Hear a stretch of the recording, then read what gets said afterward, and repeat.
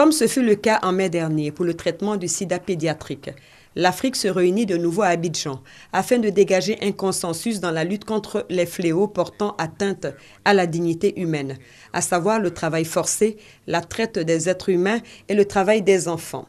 Initiée par le BIT, le Bureau international du travail, cette rencontre consultative va réunir 2 jours durant les représentants de 11 pays d'Afrique de l'Ouest et du Nord. Objectif visé à l'issue de ces 2 jours de travaux, former l'Alliance 8.7 des objectifs de développement durable.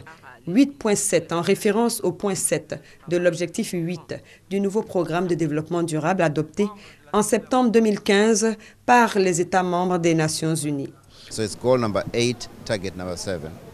8.7, c'est le point qui traite notamment des questions d'esclavage, de la traite des êtres humains, le travail des enfants, des pires formes notamment.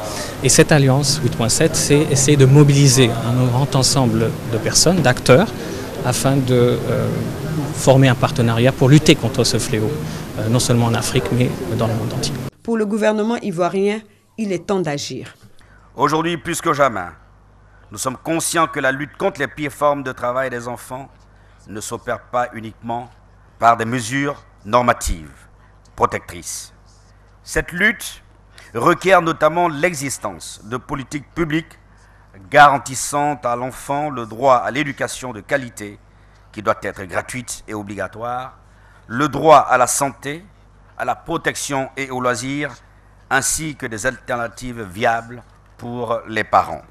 En sa qualité de présidente du Comité national de surveillance des actions de lutte contre la traite, l'exploitation et le travail des enfants, la première dame de Côte d'Ivoire, Dominique Ouattara, soutient l'initiative du BIT.